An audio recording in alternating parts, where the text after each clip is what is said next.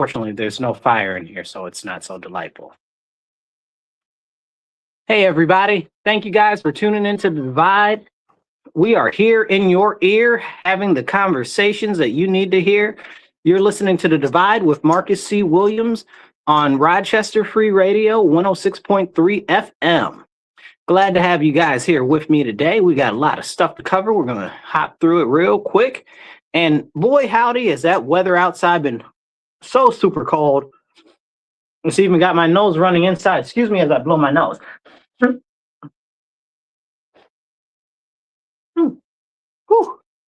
If you guys are out there and online, please make sure that you hit the like, share, follow, and subscribe. And if you're listening to us on the radio, remember to tell all your friends and your families. Tune in to The Divide, Mondays, 2:30 to 4 p.m. So let's jump right into it. Man, have you guys been paying attention to what's going on in Iran lately? A lot's been going on in Iran, and it seems like it's kind of undercovered, right? Because honestly, me as an American citizen, I could give less cares or give more cares, I suppose, about Iran. They're just not a topic that I'm interested in. I'm not really interested in any other foreign countries either. Because the only real country that matters is the United States of America. But Iran is over there. They're having a whole bunch of social upheaval right now because apparently there are foreign entities and foreign governments that are seeking to overthrow the Ayatollah and change the people that are in office over there to people who are more friendly to the United States and Israel. So that's a thing. I mean, maybe that'll be helpful. We'll see what happens. We've already pushed a whole bunch of different riots and stuff like that, encouraged different usurpations over there through different CIA and Mossad and a whole bunch of other different ways. And we'll see what happens. It looks like Iran is an egg that's starting to crack.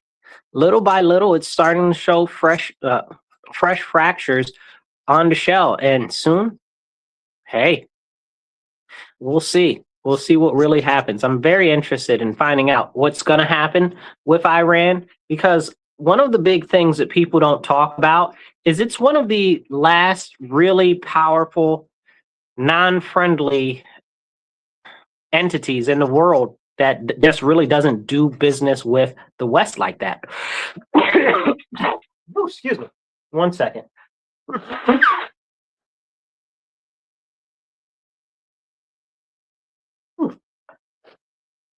All right. So Iran's one of the countries that doesn't really do a lot of business with the West. They don't really do a lot of negotiations with the West or anything like that. They're rather hostile to America, to the European Union, and to anybody else. But they are very, very favorable to China.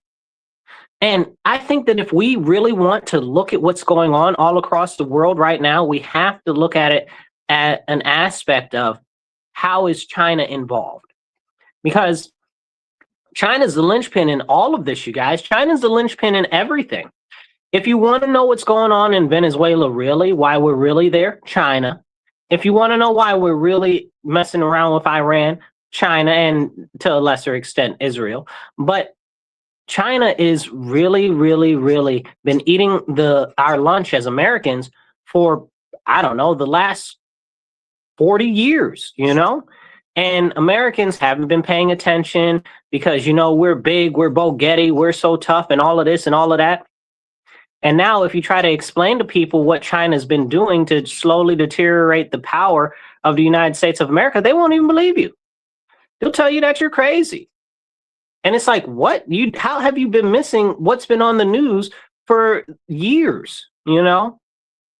Or you have somebody say, oh, well, China's just treating us mean because of Trump. What?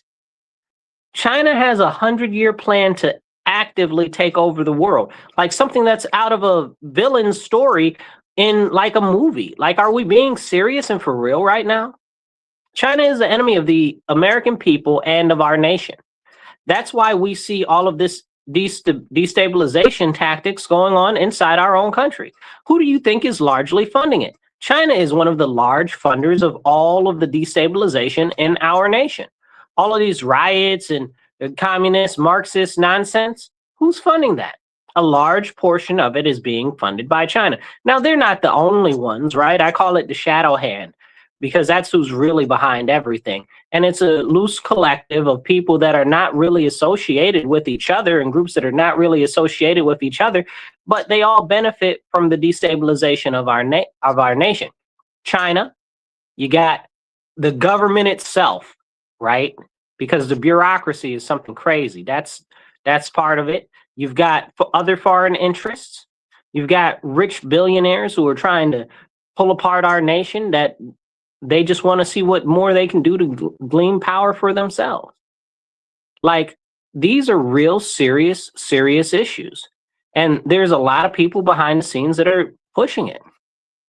And then they're also funding these NGOs and other stuff like that. And we really need to have that conversation. Now, you also have the wealthy elite, right? Like the wealthy elite, what you would call the head of our society and stuff like that, that are also taking advantage of this. So you look at it and you say, oh, well, why is there all this destabilization? Because you got 5 giant groups of people that are way more powerful, minus the bureaucracy, which is its own entity itself. But it's filled with people. But you've got these groups that are all working to the same outcome, which is destabilization. They're not working together to benefit each other. There is some overlap in between there, but realistically, they're all benefiting from the deterioration of the structure of our nation, the deterioration of the social strata in our nation, because it benefits them. It benefits them. It benefits the Chinese. It benefits the people in power. It benefits the bureaucracy. It benefits all of these things. So when we see different things happen, we have to remember what Rahm Emanuel, go look him up, okay? What Rahm Emanuel, famous Democrat, said, and I'm paraphrasing him, he said, don't let any bad situation go without exploiting it, Like, don't let any bad situation go to waste, This is what the whole concept and the mentality is. So what we've seen a fabrication and a creation of these very serious circumstances to actually cause chaos and havoc in other countries. Look at Iran, right? Who do you think is pushing all of their people to revolt? Most of that is not organic. So when you look at it and you see what's happening over there, you have to ask and look what's happening over here in the US. Well, it kind of seems very similar. There's a great parallel right there together. Make it make sense. Make it make sense. Can we have that conversation? I don't think that most people want to. Because many people are very limited in their focus and their scope of attentiveness. Please hit the like button and the share. Just even drop a comment that just says hey or hi or a smiley face. I see you out there. And if you want to be part of the conversation, comment something and I'll pop you up on the screen. So as we have these conversations about what's going on and what's being done, we need to take 2 seconds, and we'll come back to Iran, but take 2 seconds and look at what's happening in Minnesota, right? You got all of these crazy people. First of all, I want you to look at the demographic makeup of Minnesota, and I want you to understand that the majority of the people in Minnesota just want to live their daily lives. So they're not coming out to any tens of thousands of people protest in no negative 20-degree weather. Then people were bussed in. They had buses of people coming in to Minneapolis. Go look it up. Go watch the videos and stuff like that. They had people out there encouraging riotous behavior. Some dude that they chased down that had burnt the American flag and then ran off. Like, you just burn an American flag and run off like he didn't want to be part of the protest. He was just acting up. And see, these are these outside instigators, and people don't even recognize what's going on. It's very, very, very important. Hey, thank you for watching and tuning in, and please make sure you subscribe. So these people out here that are creating these situations of destabilization, it's very, very bad for our country, because most people don't think, and they don't say, oh, well, these people that are bad actors, maybe they're just bad actors.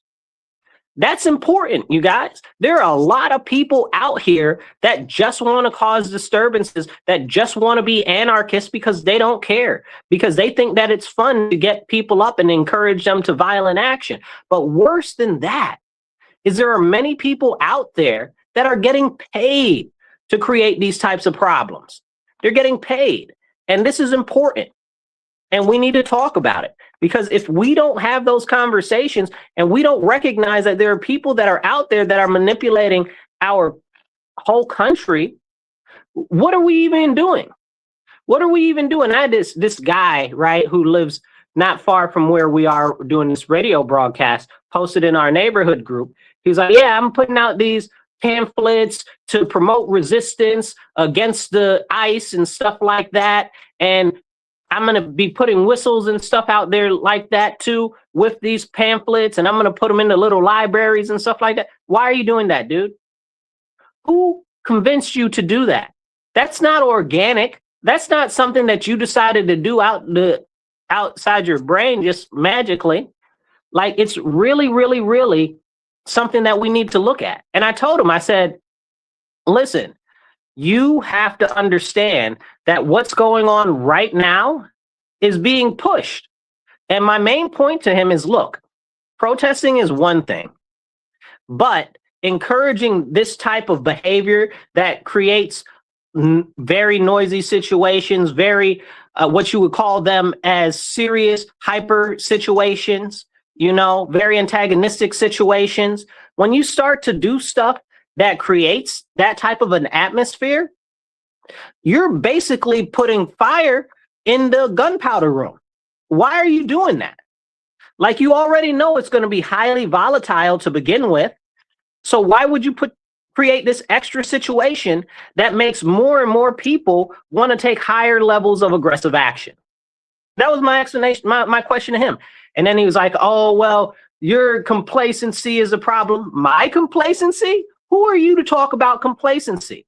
I've been standing up against government overreach for years, and I didn't see you anywhere when they were telling people in New York to turn in their family members for having more than 2 people at Thanksgiving. I didn't hear him say anything about them putting up roadblocks and checking people's vax passes with the National Guard in New York State during COVID. I didn't hear him say anything about stopping people from going inside places that are public spaces or going to get food or anything without showing their vax pass. Where was he on this? So where are these people that say that they're really against fascism, that they're really against authoritarianism? Where are these people been? Sleep, resting on their laurels? Like, are you serious? Like, right now in my city, okay, we've got the East End district, right? And they have it where you have to show your ID to get into a public neighborhood during the weekend. And the mayor did that unilaterally through this whole nonsensical gun violence, what does he call it? Gun violence proclamation, state of emergency. And none of these crazy people out here talking about, oh, we stand against fascism, we're anti-fascist, or we think the government is having overreach or anything like that. None of them said nothing. None of them said boo. So somebody make it make sense. We need to really pay attention to what's going on here. Why is nobody talking about this? But you want to go out there and you want to say, oh, well, all of this and all of that. What? Stop encouraging people to do stuff that is going to create a more hostile environment when we have people that already are on edge, right? Like, peaceful protesting is one thing. Getting in other people's faces is a whole nother problem. And I don't encourage that on any level, whether it's against the government, whether it's against opposing group of individuals or anything, because you know what it's hitting for. You get in people's face and you start yelling and screaming in people's face, you're asking for them to put hands on you. You're asking for it. So when hands get put on you, then you got a problem. You got to make that make sense to me. You got to really make it make sense. It's really, really, really, really, I see you, Richie. Thank you for coming. It's really, really problematic, right?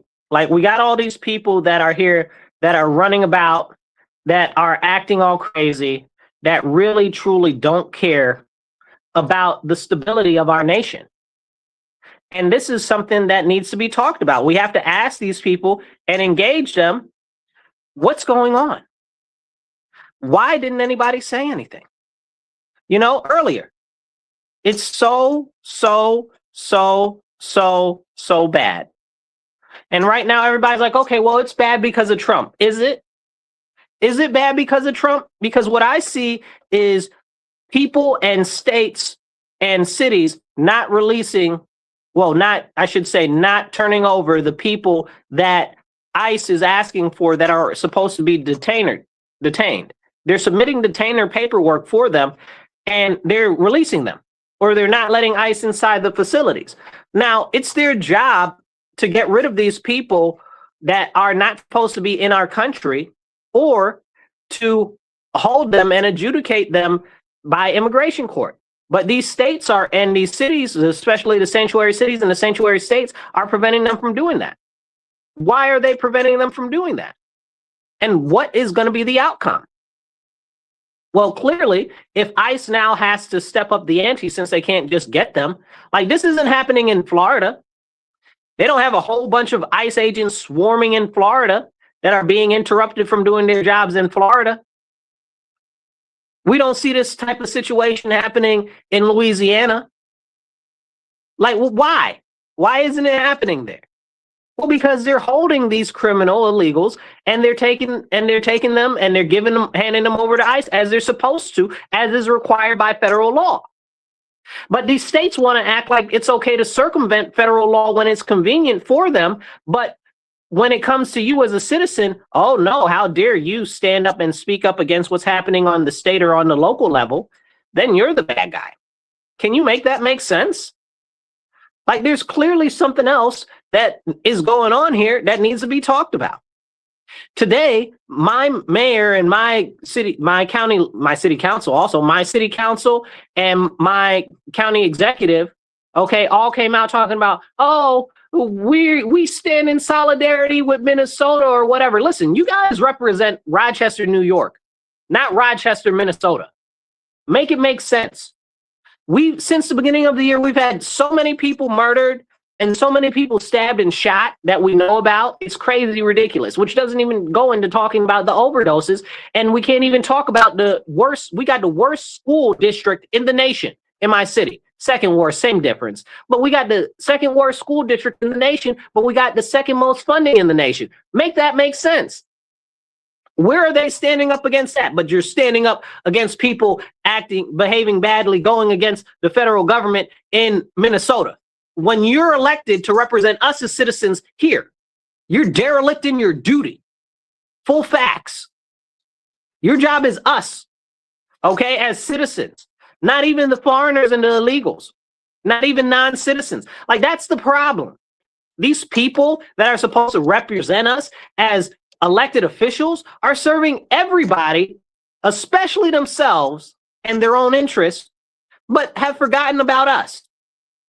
And people might say, oh, well, Marcus, you're kind of hard on the illegal immigration issue or whatever the case is. I am. And I'm not even going to mince words about it. Of course, I'm hard on the illegal immigration issue, because we got a whole bunch of these people that are taking away resources from our countrymen. Somebody told me the other day, they said, hey, Marcus, if they weren't here, we don't know that we'd get those allocated resources anyway. I said, well, let me put it to you like this. Right now in my school district and throughout our county, okay, they are giving school resources to these foreign children. Okay, I don't want them to give any resources to them. I want them to give them to our children. Now, these are pre-allocated funds that are supposed to go to our school districts that are supposed to be for the children of our citizens.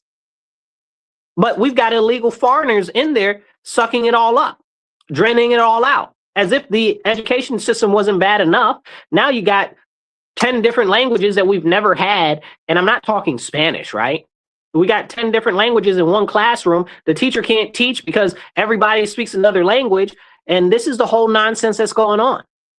Well, we can't talk about that. How are they getting all these housing vouchers and stuff like that? I got homeless people freezing to death in my city right now, literally, not even fictionally. Okay? Freezing to death. because they can't get housing. There's a lot of people that are housing insecure in my city, but still somehow all of these programs out here are focused to illegal aliens and foreigners.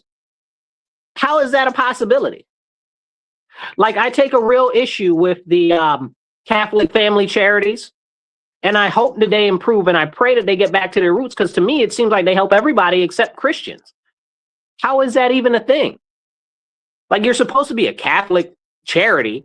Like, why would you not be helping Christians? Why would you not be helping Catholics? How is that a thing? But it shows you that a lot of this is about emotional sensationalism as well as putting money in their pockets. The focus is going away from our citizens, and it no longer rests on us. If you guys want to be part of the conversation, hit the like button, hit the share, and definitely drop a comment, and I'll pop your comment up on the screen. Even if it's just a hi or a heart or a smiley face, drop it down in the comments. Now, as we have these important conversations, I want to go back to what's going on in Minnesota.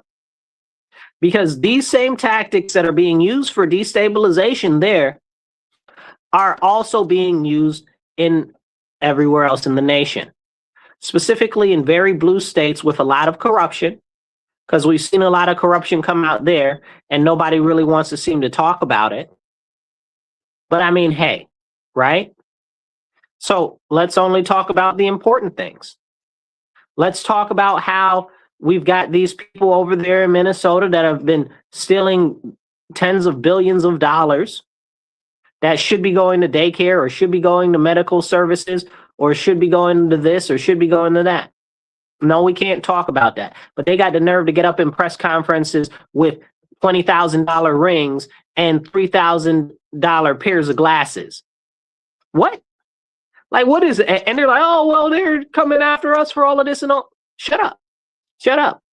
Shut up. And then over the weekend, I didn't even know that this was a Somali thing, you know, because they had this Somali girl, I don't know, looked like somebody bust her upside her head or whatever the case is. Maybe they drilled a hole in her head and she needed some brain acupuncture or something.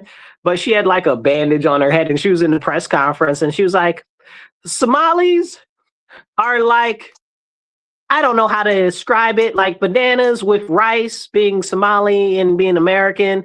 And it's like not really something that you think would go together, but it does go together. And I'm like, I don't know who decided to put you out there. That was a bad idea. Like, now all I can think about is Somalis being with rice and bananas. And like, I didn't even know that was a thing, because like, as far as I know, bananas aren't from that part of a region. Like, they're not from Somalia in Africa. I had to go research the fact that they even grew bananas there, which apparently the bananas got there from the Italians, which is a whole deeper conversation that we need to have. So, and that didn't happen until like the 1920s. So that's just like, so anyway, but I found that that was kind of humorous, you know, but it really showed a distinct issue. Like, these people are out here doing these things and they're trying to rehumanize the culture of theft that has been promoted in Minnesota. So while all of that is being uncovered, and the fact that they're funneling money to foreign countries and back in the pockets of other politicians over there, all of these disturbances are cropping up and popping up. And the real question you need to start asking yourself is, how are these people getting all of this information about ICE? Where they're supposedly doing raids, the things that are supposedly being leaked. How are they getting that information? Right? We need to start asking questions. And this is what I'm telling you. It's all a play against us as the American citizenry. And these buffoons are out here just going along with it and they don't even see. You think that just magically they're getting all this information? You think that the federal government is seeing that all of these leaks are coming out and they're not doing anything about it? Who's stupid? The only way for all of those leaks to be coming out on that level and on that scale are for them to be letting that happen. Somebody is letting that happen. And you have to ask yourself, why is it being let happen? And again, it goes back to the shadow hand. Like I said, it's all those different various groups using this to their own appointed ends. Drink water, stay hydrated.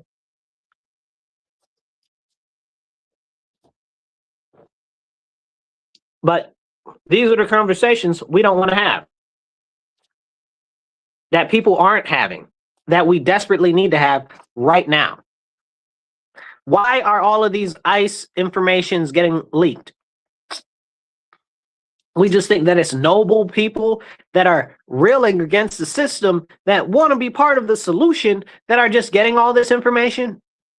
Or is it a counterintelligence operation inside DHS? Please pay attention, people. Because if it seems too good to be true, it probably is. And like I said, all of these people out here in the streets acting a raw riot, us not questioning why they're behaving this way or why they're being allowed to behave this way. We had the issue with Renee Good being shot, and then we got this other guy, Alex, somebody in some face, whatever his name is, that was shot. Now, why did he get shot? Because he was somewhere that he didn't have no business being, doing something that he didn't have no business doing. And I don't got no time for y'all having no arguments. Oh, well, he has the right to do that. I don't got no time. I'm a Black American man. And you telling me that, yes, he should be in the street fighting and tussling with the police while armed. Who is stupid? Who's the dingbat? You got to be an idiot to believe that that's something that you should be doing. You understand what I'm saying? But more than that, why are you armed at a protest like that? I'm not questioning his Second Amendment rights. I believe full and firmly in it. We're going to jump into that deeper in a second. But why are you armed at a protest or a rally like that? Why? Because it's your Second Amendment right? We got to start asking those questions, right? Like, why is that a thing? Well, we've got all of these people online saying that you need to put some holes in some of these officers and stuff like that. We got all of these people talking about, oh, we need to come out all armed and stuff like that because we need to fight against the federal troops and all of this and all of that. Like, what are we really doing? What are we really doing at all? Like, who's stupid? Like, you don't see that they're inciting and inflaming what's happening? And nobody's thinking about it because they hate Trump so much. They just put this on Trump as a reason to act completely out of sorts and behave in manners in which are not even remotely okay. And then the worst happens. And then we have to ask ourselves, is it the worst, or is it something that's been cultivated intentionally so that more destabilization can come? Because this looks like the exact same operations that we run when we're trying to topple a foreign government. Specifically going to what is happening in Iran right now. Like, this is the same type of behavior. Like, do we not see that this is a operation, a PSYOP, and an actual intelligence operation that's being run against the American people, and people are just feeding into it so easily, so simply, because they want to hate Donald Trump and they want to fight the man and all of this and all of that. Nonsense. Complete buffoonery. What are we doing? Like, really, what are we doing? Like, this is nothing but a bunch of people that are being led around by the nose, okay, and being encouraged to create destabilization in our society. It's that simple. But people don't want to talk about that. Why is that happening? Where is it coming from? Who is paying for it? Who is promoting it? And you got all of these NGOs and stuff like that that are pushing all of this nonsense.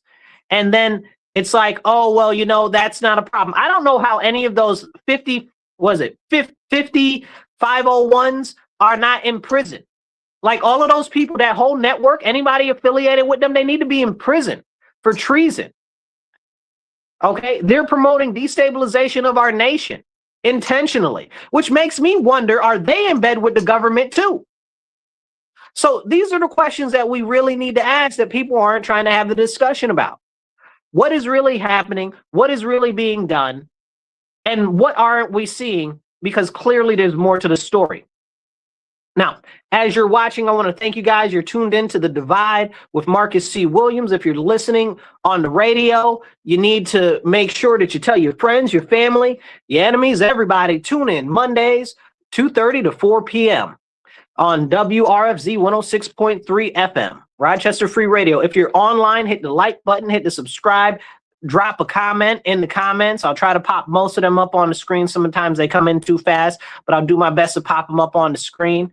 All right. And be part of the conversation. So we really have to ask ourselves, what's going on right now? When did it start? Where did it come from? Well, let's go back a little ways. Let's go back to Martin Luther King. We just had Martin Luther King Day, right? Okay, let's talk about that. Martin Luther King made a mention about how the violent and hyperbolically destructive type of riots that were going on were bad, that they were not good, that they were not effective. And whenever that they happened, that the people that were supposed to be the ones that they were in favor of ended up losing. They ended up losing. They ended up losing territory. They ended up losing businesses. They ended up losing everything. This happened in my city. We had riots in my city around the same time, and we lost all of Cornhill, which was where we're broadcasting by. Okay, we lost all of Cornhill. It was all black neighborhood. Okay, and then they kicked everybody out after the riots. Then we had the BLM riots here in my city. Okay, they burnt down all the black businesses. They broke out all the businesses in the black neighborhoods and in the black communities. Like, but I thought it was supposed to be for Black lives and Black people mattering and stuff like that. Well, clearly it wasn't. And all of these things I'm telling you right now are being spurred on behind the scenes to create this situation in which people feel as though they are being empowered by being destructive. And you have to ask yourself why. If it's never been successful before, and it's always led to ruin and problems for the people that have so-called supposed to be the ones that it's helping, why is it still going on? Because it's a good tool of disempowerment. Now, it serves two issues, right? So one, it serves to destabilize, and two, it serves to create a bigger reason to have more policing. And that's what we need to talk about. Nobody wants to talk about the fact that what we're seeing, the behaviors we're seeing, are going to be the justification for a larger federal policing presence. But also you have to connect that to the fact that why were the police defunded? Why were the police pushed out of doing policing? Why has it been created in a situation where the police have almost no ability to police? Why are the police being told that they shouldn't be doing anything to stop these crazy but bad behaving people in places like Minnesota? Make it make sense. So let's distill it down even further. Let's talk about who's really pushing for these things, right?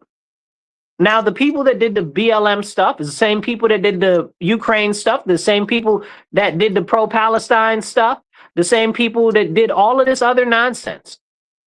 Like, it's the same tactics continued over and over again. You think that it's different. It's not. It's all being pushed by the same people. And this is what we have to wake up to as a nation. All of this stuff is connected. None of it happens in a vacuum. It's not just magically reactively happening. It's all intentional, and it's being pushed on the American people. And more people need to wake up. Because what even are we doing as a nation right now? We've got people that are in the streets that are protesting for illegal aliens that are criminals. They're protesting not to take the illegal aliens that are criminals. And I told you about the guy that put the post up, oh, he's putting out these whistles and stuff for people to get in my neighborhood or whatever the case is. And I'm like, you don't see that this is a problem. And that's the real big problem. These people out here that are doing all of this nonsense, that are creating all of this destability, don't see the end result. And they don't care that these criminals are violent criminals that have been re-released from prison. And then they're like, oh, well, they're just snatching up other people and stuff like that, too. Well, one, most of the people that are getting arrested by ICE are people that are interfering with them, that are throwing bottles at them, that are stopping them from actually arresting these criminals. And then people are like, oh, well, they're arresting American citizens. Well, American citizens need to not be in their pathway. Like, we need to talk about that. We need to have that conversation. But nobody wants to. But we need to have that conversation. Why are you championing for all of these criminals? Let's be very clear. Like, if they honored the detainers from ICE, like we mentioned earlier, we wouldn't have that many ICE people out there. But the better question is, why would they just not let them do their job? Because they've been encouraged to do this and say, oh, well, it's good. It's not good. It's bad. But more than that, who's stupid? Like, why are you out there? Like, what are you doing? We're raving against the machine for illegal aliens. Stop being stupid. Like, for real. Like, let's look at it honestly. If we have all these different issues going on internally in our country, we have a very serious issue with our economy. Our economy might be improving, but the drastic serious issue is that the value of the dollar is not there. We also have a rapidly shifting economy, which is moving towards mechanization and automation with AI, and we're not addressing those issues because we got our people out here protesting freaking illegal aliens being removed. Why is that? Where is the priorities? Like, you're not prioritizing the real issues. We got the federal government is trying to put kill switches in all of our cars, in all of our vehicles. Where are the protests against that? So the government could just shut down your car at any given time. Hello? Is this thing on? Let me tap the microphone just to make sure. You know, like the federal government is putting shut off kill switches in your cars, and we're supposed to just be, okay, yeah, let me stop the illegal aliens. Let me help the illegal aliens. Who's stupid? Like, y'all not prioritizing the right things. Pay attention. And let me be very, very clear. Almost every single Democrat voted in favor of those kill switches in the cars. As a matter of fact, this was put into the bill underneath Biden when Biden was in office, and now they're trying to get it repealed. However, a whole bunch of Democrats voted for it again to keep it, and some Republicans voted for it too. So you out here talking about, oh, well, these illegal aliens, and in the meantime, we're being set up for failure. Like, are you serious? But can we have that conversation? No, we can't have that conversation because nobody wants to. Nobody wants to because it's too much like right. And if we talk about right and legitimate things, then people are like, oh, it's not true. It's not real. This, that, and the third, da, da, da, da, da, da. It's really, really, really a problem. Now, why aren't people standing up to this, to stopping the kill switch in the cars? Why is nobody doing that? The president said, hey, you know, I want to stop the credit card interest for a year and knock it down to 10% for a year. But Ocasio-Cortez and Ana Paula Luna put a bill on the floor of the House of Representatives saying that they want to cap credit card rates at 10% period. And this was something that they did last year. And that's never been taken up. Why is that? We need to really ask these questions and analyze what's going on. Trump came out and said we should tax people that are rich even more. None of the Democrats, not a Elizabeth Warren, not a Bernie Sanders, not an AOC, none of them supported that initiative that he was trying to push. So all of these things that they try to use to say, oh, well, Trump bad, when Trump supports the things that these people claim that they want and the claim that they support, they're nowhere to be found. Is the orange man really that bad that he supports what you want, and now that he's supporting it and actually trying to push for legislation on it, you're not going to stand up for that legislation? Listen to how these people sound. So clearly you got to understand that their agenda is not to serve you. It's to divide our nation more. It's to create more problems because it keeps them in power and it causes them to be needed. Drink water, stay hydrated.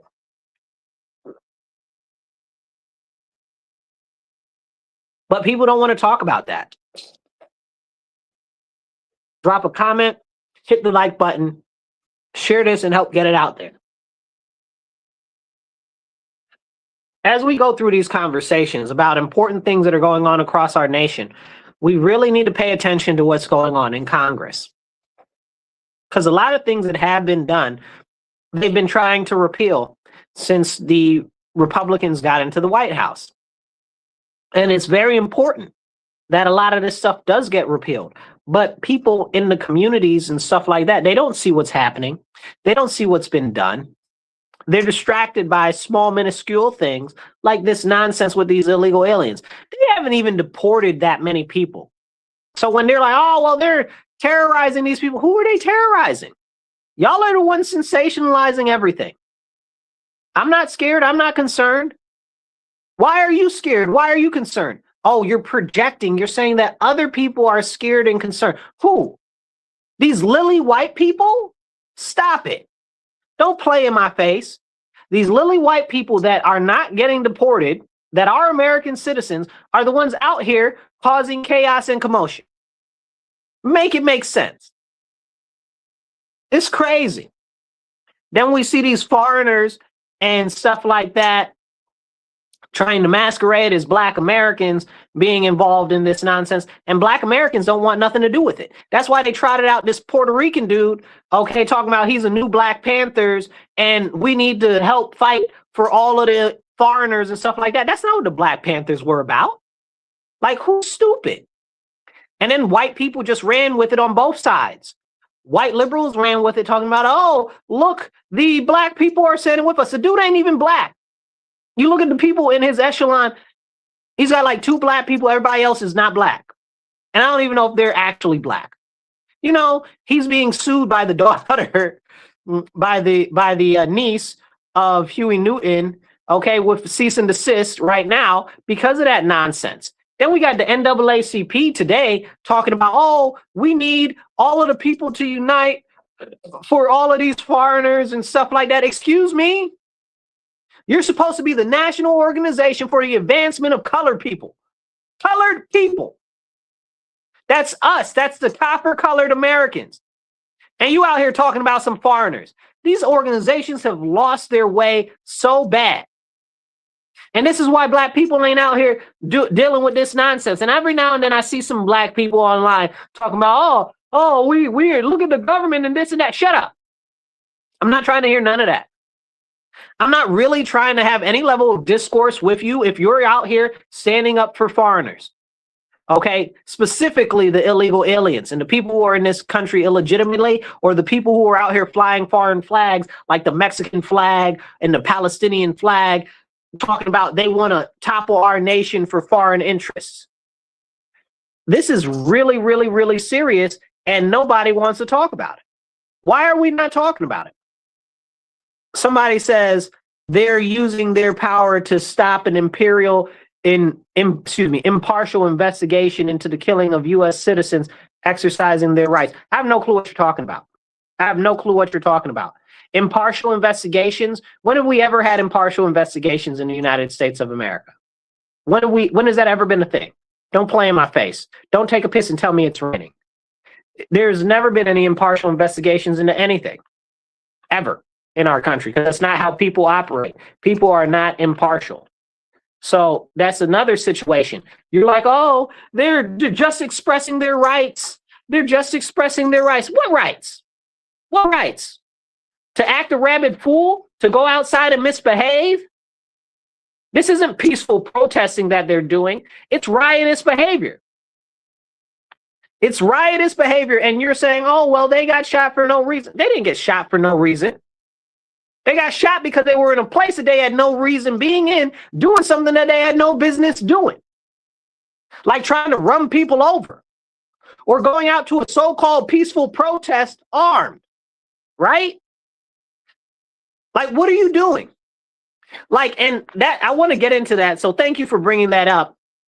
Let's get into this guy, Alex, whatever his face is, right? Which I got lots of questions and that I can't even say on air because I got some other thoughts behind the scenes on the situation. But let's talk about him and the fact that he was armed. And now all of a sudden, between the last couple of weeks, all of these Democrats and leftists, now you support the Second Amendment. Don't play in my face. Okay, don't play in my face, because I didn't see you supporting the Second Amendment when my governor said, oh, she's going to make it more difficult for us to own firearms and this and that. Y'all don't support the Second Amendment. You just want to use it as an excuse to try to push your ridiculous agenda in this specific instance. And that's a serious problem, because when I say that I support something or I stand for something, I don't ever back down from it. I'm that way 100%. You're right as much as it is mine. But the problem is that you're trying to say, oh, well, we should do this and this should be this so that we can do what we want to. That's the problem. So that you can do what you want to. And what you want to is impact the lives of other people. And that's a problem. That's a serious problem. You want to start a civil war. And I'm not for it. I'm not for a civil war because you're fighting for nobody and nothing. You're fighting to destroy our country for foreigners. Like, that's retarded. Like, stop. Like, don't be an idiot. Like, here's the deal. We've got elected officials getting up there saying that you need to engage them on a heavier level. You need to go out there armed and stuff like that. You need to get on the internet, all these people telling you that you should put holes in ice and stuff like that. What are we doing? What are we doing as a nation? Like, that is even something that's okay to say out loud. And then you wonder why these people are behaving in the ways in which they are behaving. Like, it's very straightforward. And like I said, if we look at what's happening in Minnesota with these different riots and the upheaval and stuff that they're pushing, and the fact that all of these people got bussed in, come on now, tons of yellow school buses bussing in all of these thousands of people into Minnesota to protest, not even from there. Like, you guys don't even see that you're having the wool pulled over your eye. Like, you just want to so desperately feel like you're a part of something in the zeitgeist, in the spirit of the times, you'd be willing to chop your own neck off just to feel good about yourself in the end. It's ridiculous. It's exactly like what's the cult where they all killed themselves to go behind Halley's Comet? That one. Okay. Like, are you serious? Like, that's how committed you are to these nonsensical things? But people are. People are. Now, I want to go back to the Iran situation and go into some other topics also. But before that, this Second Amendment issue with all of these so-called Democrats and so-called leftists supporting the Second Amendment is very problematic because they don't support the Second Amendment. They've done everything that they can to strip our rights and liberties and freedoms away in regards to the Second Amendment. And now all of a sudden, they're creating these situations where these people are going out there running around armed, doing stuff that they don't have any business doing, getting involved in situations that they shouldn't be involved with. And what's that going to lead to ultimately? Further gun restrictions, further Second Amendment restrictions. And you idiots are out there running around thinking that it's okay and everything's great, and you don't even see the damage that you're doing and what's going to come. It's a very, very, very serious issue. It's a very serious issue. And now we got people on the right talking about, oh, the guns and this, that, and the third. I'm not even trying to hear nothing that they're saying.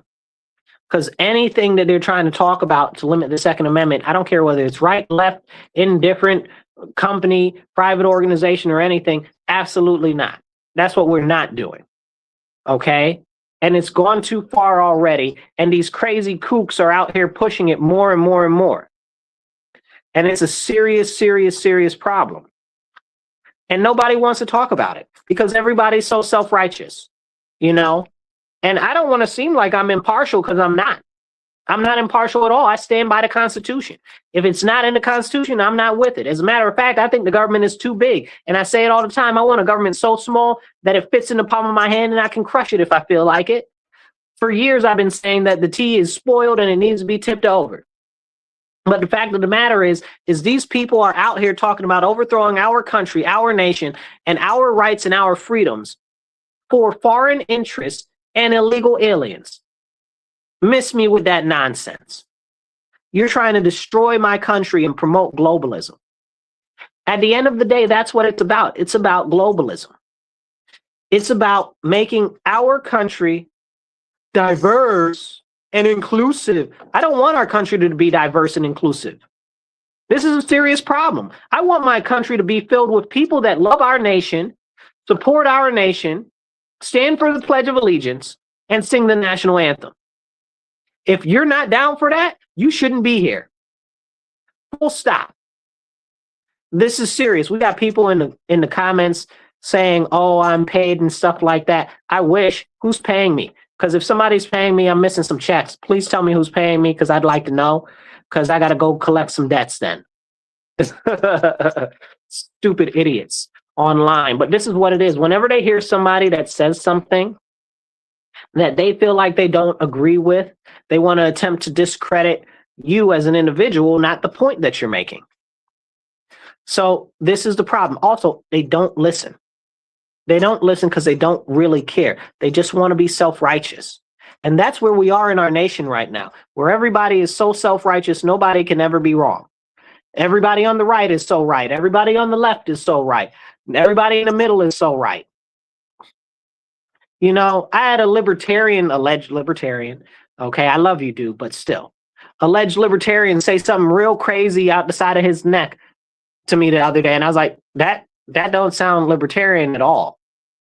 Like, what? Like, what are you, again, this whole concept of self-righteousness and everybody's so right that everybody else is wrong. It's a problem because there's no open discourse, so we can't have the important conversations. Like, this is a serious issue that's going to march us directly towards further government encroachment on our rights, our liberties, and our freedoms. But we can't have that conversation because you try to bring this up to these people that support this nonsense, and they're like, oh, well, we're fighting against the government. We're going to stand against. To what end? To what end? What is the end result that you are expecting? That the government is going to stand down and not do anything? That you're going to overthrow our government and turn it into a utopia when we've got more enemies than the alphabet has letters? Like, are you serious? Like, what is your end goal? What is the end result that you see forthcoming? So disgusting, makes me want to spit. And this is important.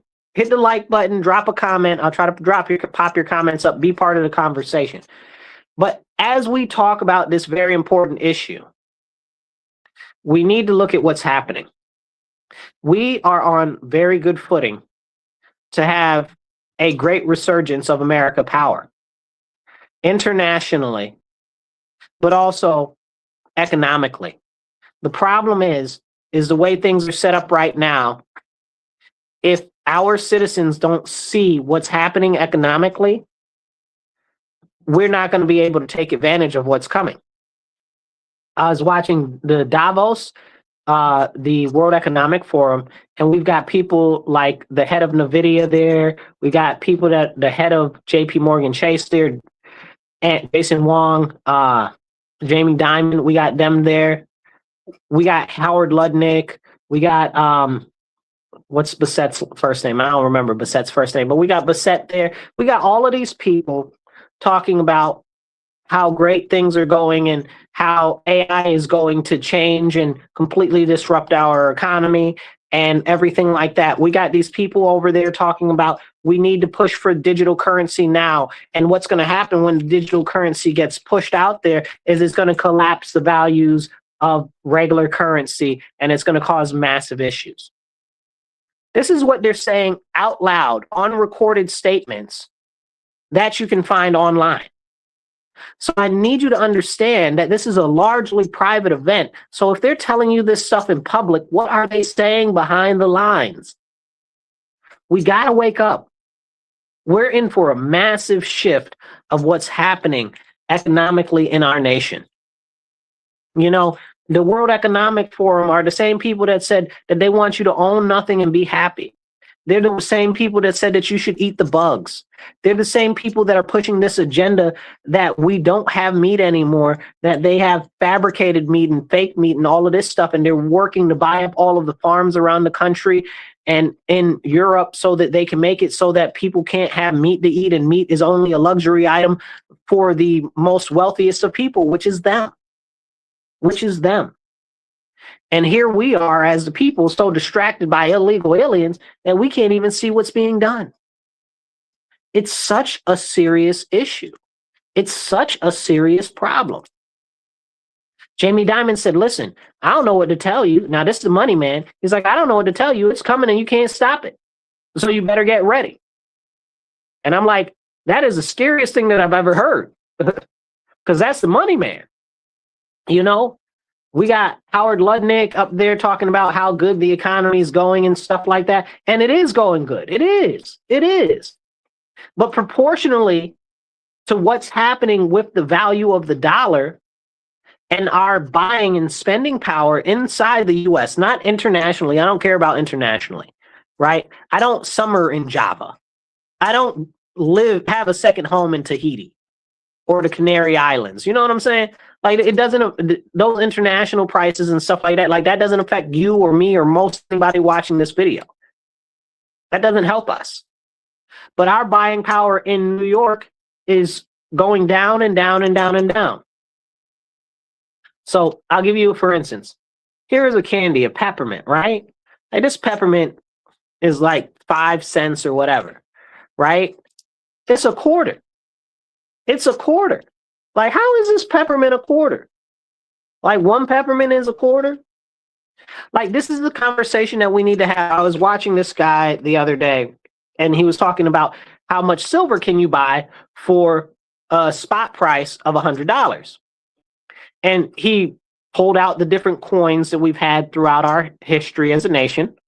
And he pulled out like a silver dollar, a couple of silver dimes, and I think it was a nickel that was silver also. Like, it came up to $1.35 worth of American government issued currency that is now valued at $100.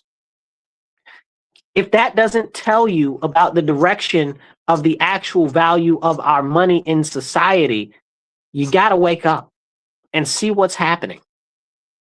Because all of this illegal alien foreigner nonsense, we got to fight the machine, is a distraction to keep the people in power, to empower more of the people to push for globalism, because, you know, we got to be global friends and everything like that. You don't get it. You don't get it. Like I said, it's the shadow hand moving around, basically usurping all of our individual power as us as individual sovereigns. That's the problem. That's what we have to wake up to. I encourage you, hit the like button, hit the share button, get this message out there. If you want to support the show, you can go to Patreon and go to Rochester Free Radio, WRFZ on Patreon. Donate to the station and just put in the comments the divide. And you can also, if you're online, you can help us by right there on the sides. It shows you how to support. And if you're watching vertical, you can see down there how to support. So it's important that we have these conversations, but more so, it's important that we connect the dots. Why is this happening? Why are things happening? What's going on? How does this affect other things? And we don't have full comprehensive conversations about how what's happening in, I guess, let's say, for instance, South Korea is impacting us over here in the US. South Korea is lost to the Chinese. We've lost South Korea to the Chinese. So much so to the point in which Trump is like, we might want to have to do stuff with North Korea. Because North Korea is like, we don't want the Chinese. We deal with them because nobody else deals with them, but we're very concerned that they'll try to take over our country at some point, which they will. If you know the history there's some strong history. If they take over Taiwan, they're going for for North Korea too. They already own South Korea. But we can't talk about that. Trump's like, we need to pull some people out of South Korea and reorganize how we're doing stuff. We need to pull some people out of the European Union and reorganize how we're doing stuff. I agree with all of those moves because we can't control everything everywhere. We don't have enough people. We just don't have the infrastructure, and we can't be the world's police. But more than that, we can't be the world's security force either. Why is that? Because we're stretched too thin. We've got too many enemies, and we can't protect all the territory at one time. So now we're recalling people, slowly building down, and we're focused on reorienting everything in the Western Hemisphere as what we have as far as our scope of control. Because we can't defend, let's be honest, Taiwan is attacked tomorrow. We can't do anything about that. We can't. We can try. It'd take us a week to get some ships there and stuff like that.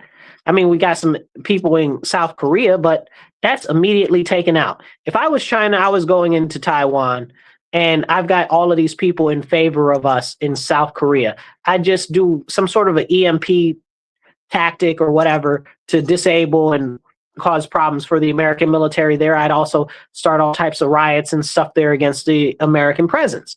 So, I mean, it's very easy on a low level to see how they could disrupt anything going on over there. The only other big ally we have over there is Japan. Japan can barely defend themselves in their own islands. So Japan needs to build up. I'm glad that they're moving away from the self-defense type of situation and moving more into an active war posture. You know, that's good for them. They need it. I don't know. Again, they don't have enough people. That's a whole nother conversation. The aging population is really bad over there. But these are the conversations we need to have. Can we defend Taiwan? Absolutely not. That's why we gave them a whole bunch of weapons and stuff like that. I don't think that that's good enough. I believe that majority of China's attack will be from the inside out. Okay? Very clearly, it'll be from the inside out. They're already eroding the political system and embedding it with their own agents inside the political system and in different offices and stuff like that that are favorable to them. So by the time it happens, they'll try to use it to draw near with closer cooperation with China. And then China will just land boats on the shores and stuff like that. And they'll be like, oh, we're just coming over to be friends. And all of the people that are in the government in Taiwan will be like, okay. Now, of course, there will be some resistance, but not that much. And that's where the real conflict is going to be. It's going to be an internal civil war in Taiwan, and then China's going to come in and clean up the pieces. Like, it's very clean and set forth. We got to pay attention to what's going on the world scale. So because of that, the president has been like, we're going to pull back. We're going to focus on defending what we can, which is the Western Hemisphere. We're going to kick China out of the Western Hemisphere as much as possible. That's why you see what's going on in Venezuela. That's why you see what's going on in Central and South America. That's why you see what's going on in the Caribbean. But we got to put all of these things together. So if you look at Venezuela, Venezuela has a lot of oil, right? And people are like, we went there for the oil. Yes and no. And also, yes, but also no again. We went there largely to stop China from getting their oil. That's what we need to have the conversation about. China got a lot of oil from them, but we can't have that conversation. This is why we need to connect all of these dots together. So now China is short on oil from them. Now we're going after Iran. Come on now. I need you to think clearly. Who else does China get a lot of oil from? Iran. Now, there's been some issues with China getting oil from Russia lately, and China's called short on their contract with Russia for oil. So there's something going on there as Russia kind of draws near towards the U.S. and more partnership with the U.S., which I've always thought would be a good thing, because since they dropped the whole socialist nonsense, they've really been trying to come around. But the West has always been trying to use them as a big enemy because because Europe wants to carve up their territory. Like, that's been the issue with Russia forever. Everybody always tries to carve up Russia, right? It never works. Everybody always try to go in there, never seems to go anywhere, never seems to be able to hold it. So with Russia working more closely, and they say that there might have even been consideration of conversations before what happened in Venezuela happened, because apparently the S-300 batteries weren't connected to the radar systems or something. I don't know. And Russian diplomats and families and stuff were taken out of the of Venezuela proceeding to that. I don't know. Because all I do know for sure 100% is that Trump was like, listen, I'm about to go in there. We're shutting down the air zone there. If y'all want to leave, you better leave. I would have taken the message the first time, you know? So if Russia did that and that's what happened, then that's what happened. If they were somehow lightly collaborating with the U.S., I don't know. But it's worth having a conversation about, and we're not. And this is why we need to have these important conversations, so that we can put more of a holistic picture together of what's actually being done and what's actually happening. Let's go back to what's going on in Iran, right? If Iran has all of this oil, one of their major buyers is China. Who does it help if we cut off the oil supply to China? Helps us. helps a lot of other people too, but helps us. And I want to stick it to China as much as we can on any given platform because they want to take over the world and they want to erase our nation. So I can care less about China. Okay, I have some real reserved thoughts on China in and of itself and what we should do. But I think that this is a good direction to go into. We're trying to slowly starve them off of what they need for growth and development on a higher scale. Now, will that really hurt China? Not that much. Not that much, but enough to give it a wound that will allow us to prepare adequate defense in the Western Hemisphere and start to supplant them in these countries that they've already really put their roots down into. Like, look at Jamaica. Ask a Jamaican about the Chinese in Jamaica if you want to talk about something. Ask about that.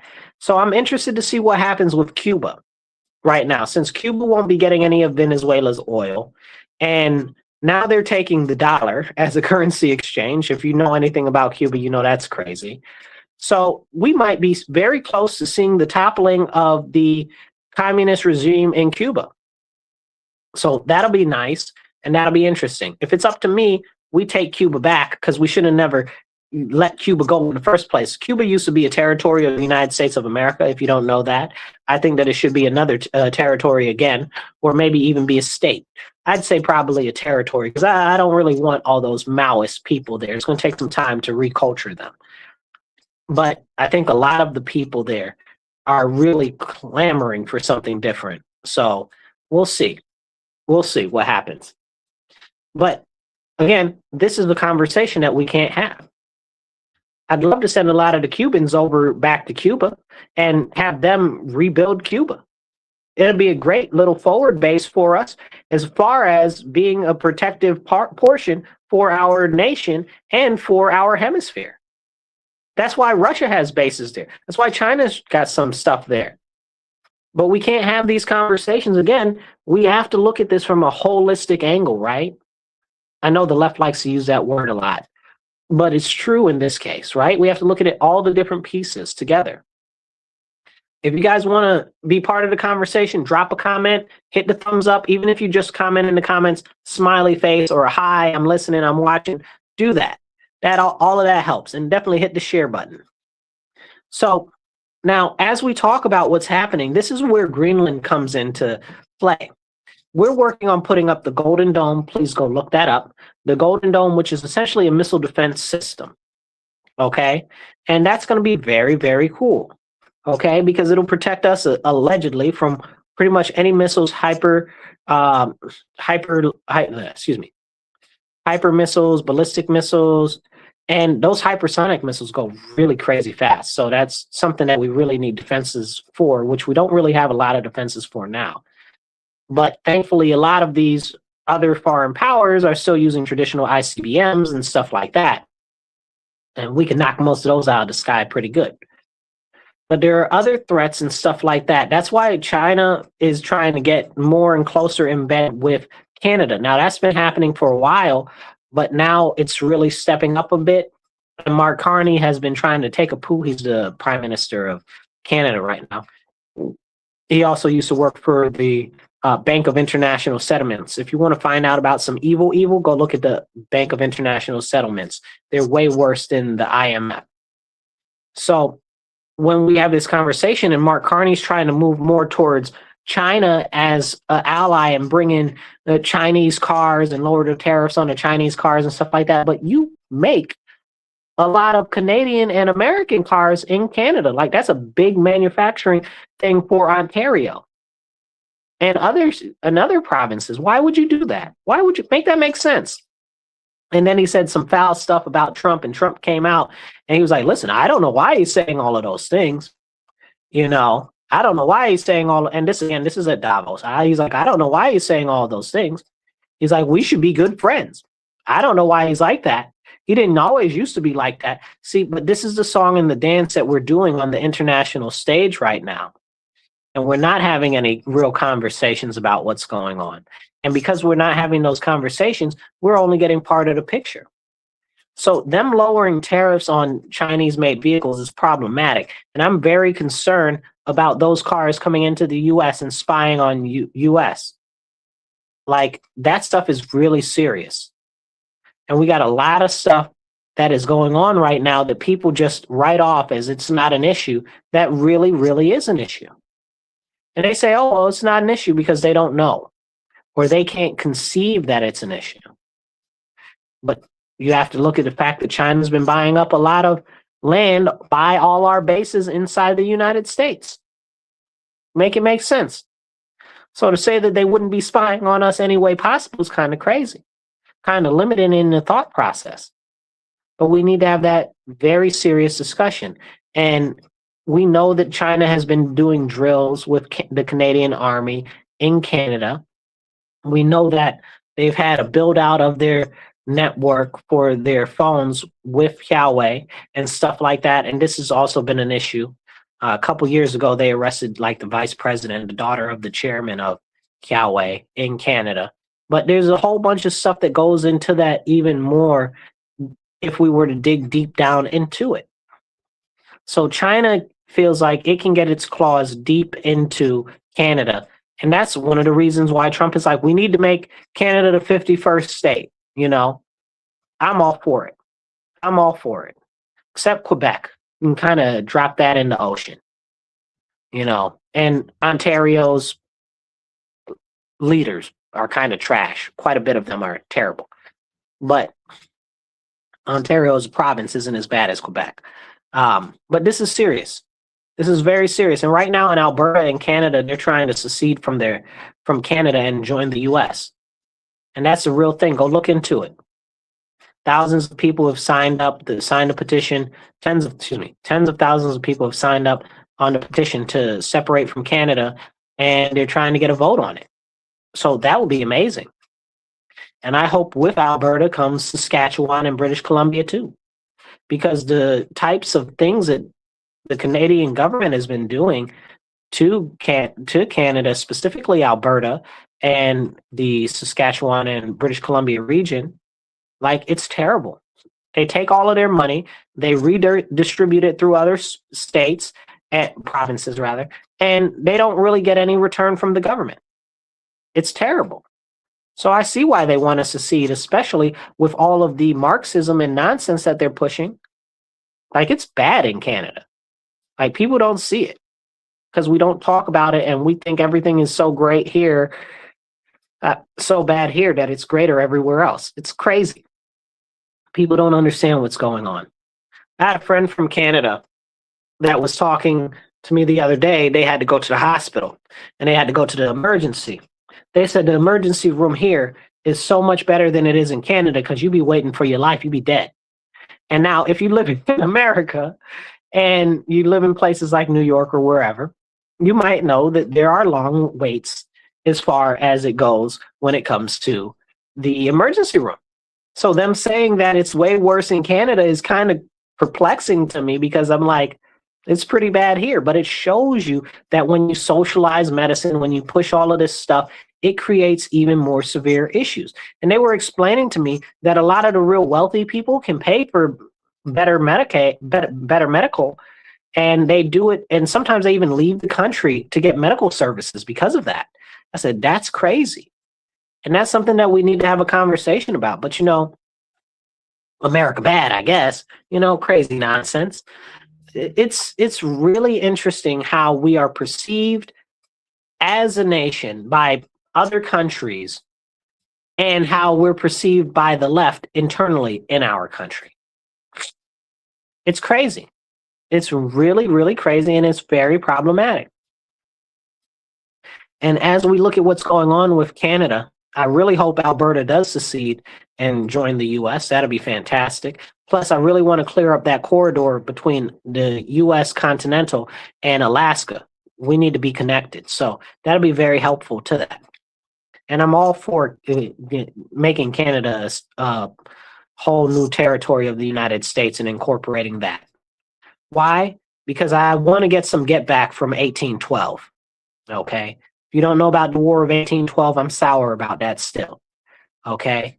But also, more than that, for our national defense and for the Golden Dome architecture, we need that.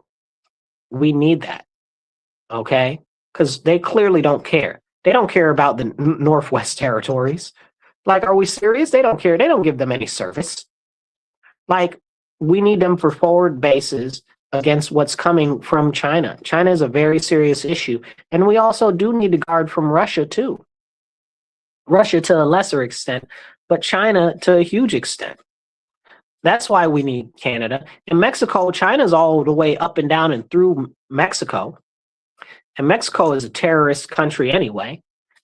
The government, not necessarily the people. Look at them, all pushed by the cartel, all pushed by China, all of the nonsense that's going on there. And then they interfere in everybody else's politics. And then people are like, the U.S. is a big bully. You know that Mexico interferes with everybody else's politics in Central and South America? Stop playing. Like, you don't know that. Why don't you know that? You need to ask the question of why don't you know that? Like, these are the things that you have to really dig into that people don't talk about. But it's well and important to talk about these things. So as we talk about what's going on with China and how the U.S. is working diligently to push them out of the Western Hemisphere, we need to see the recollaboration and the recalibration of what's going on a world scale. You might have seen maps online where it's like the U.S. and then Russia and then China, and it's like got the world carved up for each positioning. And really, that's the direction that we're going, you know? That's the direction that we're going. Spheres of influence, where we can be impactful and what we can do. And the U.S., it's not Europe for us, bro. It's not Europe. The European Union is trash, super trash. We can't even talk about that the way that we need to. Like, they can't do anything for us. What does the European Union do for us? Like, let's be honest. They can't do anything really militarily. They lost all of the wars that they fought in collectively. Like, so what are we doing? Like, you lost to the Nazis. So, and I'm talking about NATO too, not just the European Union. You lost to the Nazis. France gave up. England was bombed to heaven. Okay, and the rest of the countries all kind of just fell in line or got really messed up. Like, they got no military defense. They got nothing over there. And what? We're supposed to supply all of their defense and everything? I'm glad for Poland beefing up their military and stuff, because apparently Poland is really, really concerned about not being a country. I didn't realize there was a period where they weren't a country for like 100 years. That's kind of crazy. So no wonder they're so ardent in their nationalism. That's how we need to be as a nation as well.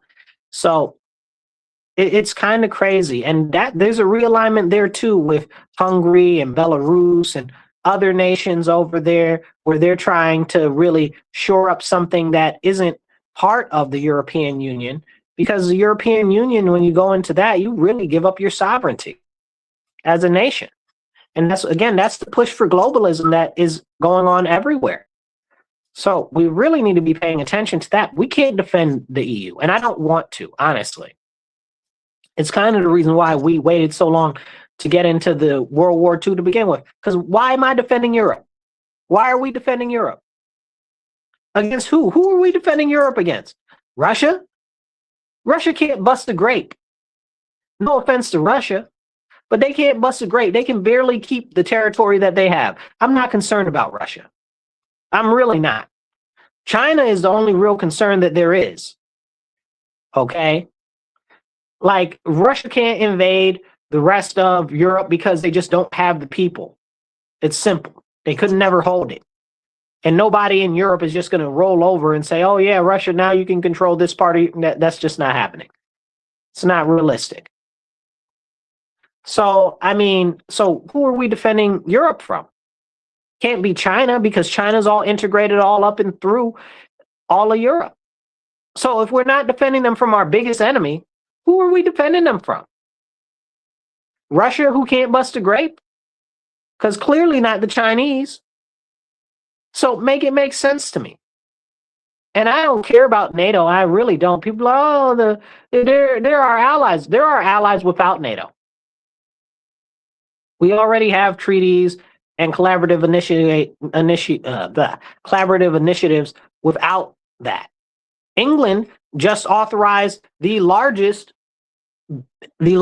embassy in Europe for China right above these highly important sensitive data lines that the US and other countries are concerned that China is going to be able to use to jack into.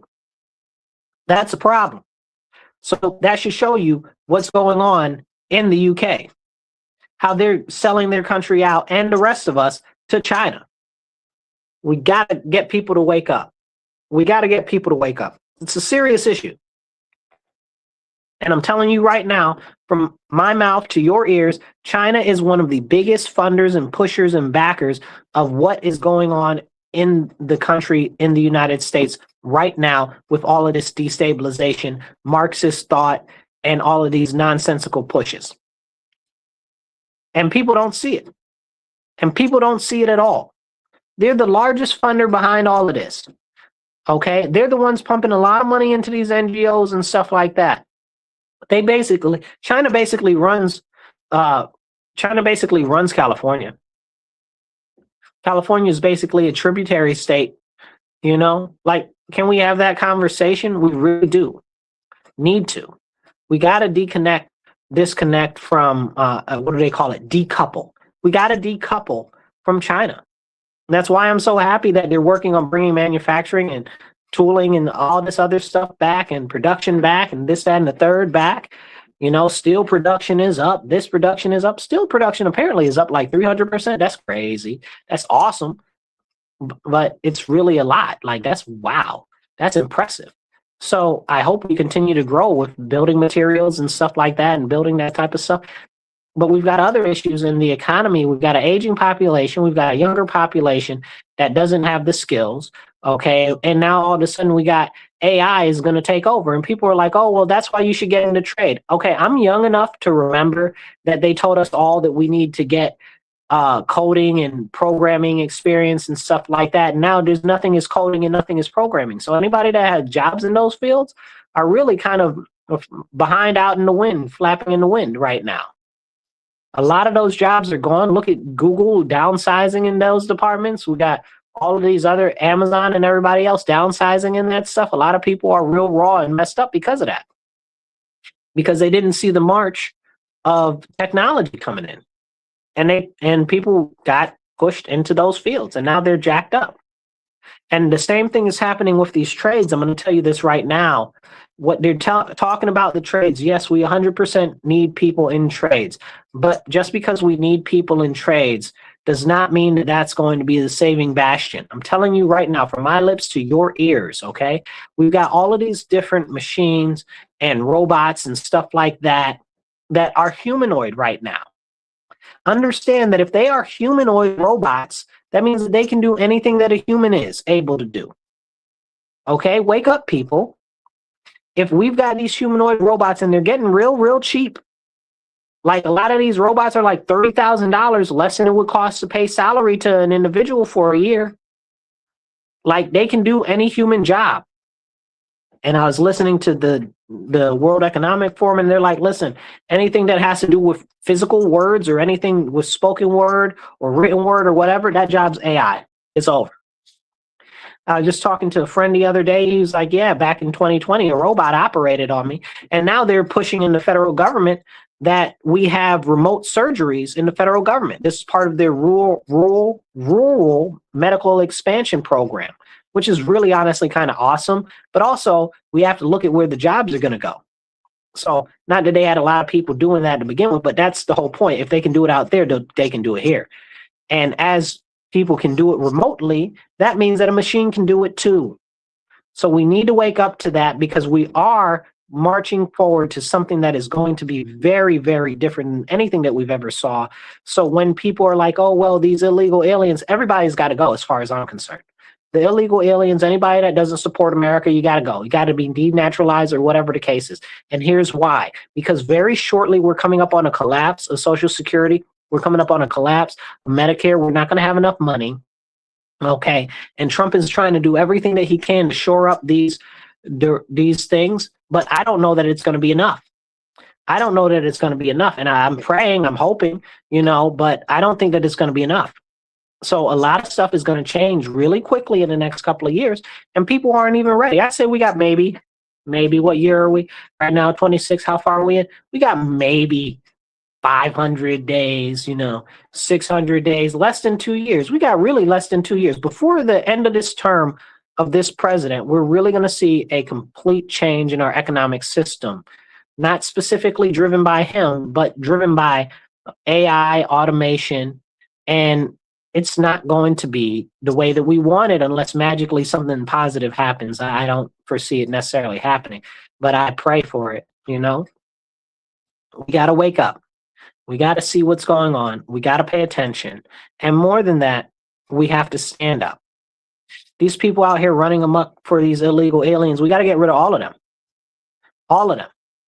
Because all they're going to do is they're going to be the same people that we're fighting against for a continued depreciating number of jobs, for a continued lessened amount of resources. They got to go now. I don't understand why people don't see that. We got to get rid of all of them because we're going to be fighting against them for minuscule resources. And I covered this in a different show that I did the other day where I was like, they're sandwiching us out as Americans, as those who are in poverty or the working class. They're sandwiching us out of the economy completely.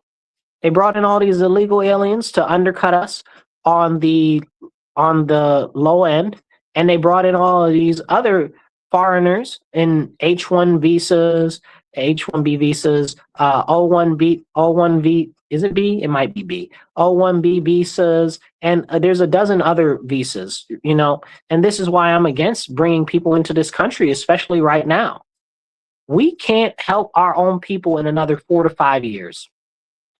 2030, it's a wrap. Mark my words, okay? 2030, it's a wrap for us if we don't change directly and drastically. So we've only got so much that we can do, so much that we can control. And I know to a lot of people it seems overwhelming, but I don't want you to lose heart. I want you to have heart, okay? That we can make a difference, that we can make a change, and we can stave off the worst of it. And in order to do that, we have to get involved locally. And what I want to see desperately so is I want to see more Christians and more conservatives getting active. Stop sitting on the sidelines like somebody's going to save the world. Nobody's coming to save us but ourselves. We have to get involved. We have to go to the school board meetings. We have to go to the city council meetings. We have to work on campaigns. We have to involve ourselves locally, politically, because that's where we can make a difference. Some people are like, oh, well, Trump's going to save everything. He can't. That's not how the government works. Even if you had that much faith in him, he can't do it alone. We got to do it on the local level. Then you got all these crazy crackpots getting into all of these different positions in offices, just throwing away money, and billions of dollars are being committed to fraud. And then we can't even talk about it. Like New York State wouldn't give up the records for their child care facilities that they're obligated to actually keep to the federal government, which is giving them money for those child care facilities, which is why they're obligated to keep the records. And if you live in New York State, you know that they keep copious records on every single business. And even if you want to go to the bathroom on a Tuesday and take a poo, they want you to mark that down too. So for them to tell the federal government that they're not giving it to them, that's kind of crazy. And you have to ask yourself why. All of the monies that are going to all of these schools and what's going on again in New York State, like where's all this money going? Why do we never see it? Like, we need to ask those questions. We got all of these different programs, anti-poverty initiatives and other stuff like that, and nothing ever happens. But that's why we got to stand up, and we got to stand up now. Please hit like, hit the share button, drop a comment below, share it on your page, your friend's page, and wherever. I love you all. Thank you for tuning in. Be blessed and be well. Stand up, speak up, and don't shut up. I'll catch you guys later.